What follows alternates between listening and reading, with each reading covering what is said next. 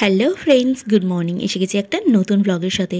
এতদিন ধরে তোমাদেরকে তো দেখালাম যে আমরা একটা জায়গায় যাচ্ছি, দুজনা, বড়বাবু আর আমি। সেই কারণে এত তোড়জোড় সব হচ্ছিল। তো ফাইনালি সেই দিনটা চলেই এসেছে, বেরিয়েও পড়েছি।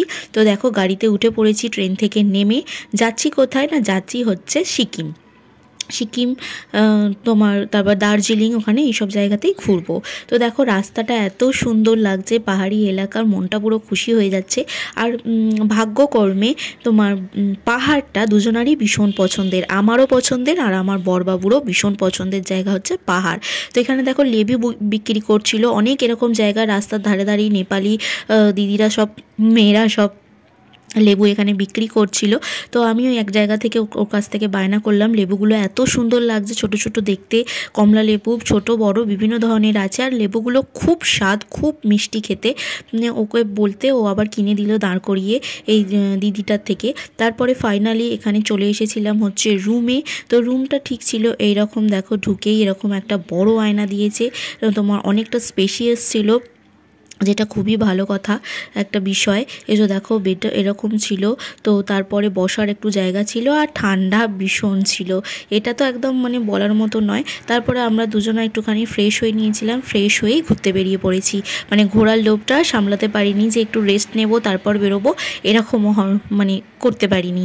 তো এখানে চলে এসেছিলাম গ্যাংটক মল রোড যেটা বলা হয়, এমজি রোড। তো সেখানে চলে এসেছি। দেখো এত সুন্দর জায়গাটা লাগছে, ঠান্ডা মানছি, কিন্তু এত ভালো লাগছিল কি বলবো।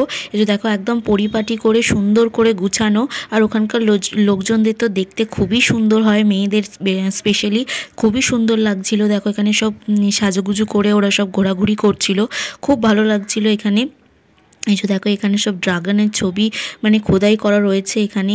আর কি নেই, কি কোন দোকানটা নেই, মানে যে কোনো দোকান যা খুঁজবে সব পাবে এখানে। এই যে দেখো, দুজনে মিলে হাঁটাহাঁটি করছিলাম, একটু চারিদিকটা দেখছিলাম। ওর ভিডিও বানাচ্ছিল, তো আমিও এখানে একটুখানি তোমাদের সঙ্গে শেয়ার করে দিলাম। দেখো, এসেই বেরিয়ে পড়েছি একদম একটুখানি সেজে গুজেই।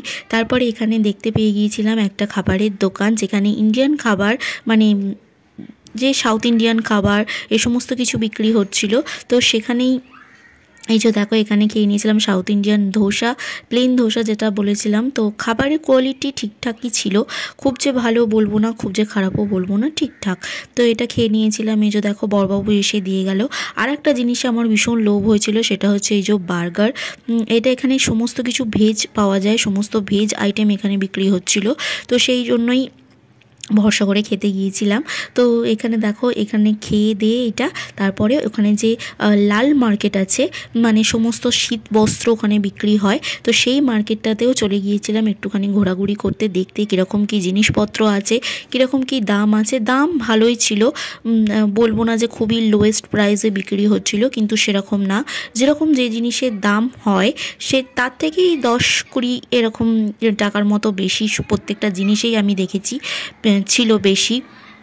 এই যে দেখো, কিন্তু ডিজাইনার সোয়েটারগুলো খুব সুন্দর সুন্দর ছিল এখানে, মাথার টুপি, মোজা, সমস্ত কিছু খুব ডিজাইনগুলো মানে ইউনিক ছিল, ভালো লাগছিলো, কিন্তু প্রাইসটা একটু বেশি। আর আমাকে এখানে দেখো, বড়বাবু এইটা কিনে দিল। এইটা একদম সুন্দর জিনিস, নিজে হাতে তৈরি করে দিয়েছিল, একদম ওরা ওখানেই তৈরি করছে বসে আর বিক্রি করছে। আর এখানে দেখো, এখানে আই লাভ গ্যাংটক, সবাই এখানে ছবি তুলছে, পিকচার্স তুলছে, আমি একটুখানি তুলে নিয়েছিলাম, বড়বাবুও তুলেছিল। তো এখানে অনেক ট্যুরিস্ট এই সময়তে গেছে, স্পেশালি হচ্ছে বরফ দেখার জন্য গেছে। তো আমরাও সেমই ওখানে বরফ দেখার জন্যই গিয়েছিলাম। এখানে দেখো, আই লাভ গ্যাংটকের সামনে আমরা দাঁড়িয়েছিলাম আর এখানে ঘোরাঘুরি করছিলাম। টুকিটাকি কিছু জিনিস আমরা ওখানে সিকিমের কিনেছিলাম, সিকিম, আই লাভ সিকিম, ওর গাড়ির কিছু জিনিস, দেওয়াল হ্যাঙ্গিংয়ের কিছু জিনিস, তারপর ওর ফেভারিট একটা জিনিস যেটা পুতুলের মতো এরকম সবসময় ঘাড় নাচছে, একটা পান্ডা, সেটাও দেখে ভীষণ পছন্দ হয়েছিল, ওইগুলোই কিনছিলাম, একটু ঘোরাঘুরি করছিলাম। তারপরে একটুখানি সন্ধে না বাড়তে বাড়তেই দেখলাম ভীষণ ঠান্ডা, তো সেই জন্য ঝটপট করে রুমে চলে এসেছিলাম। এই ছিল আজকের ভিডিও।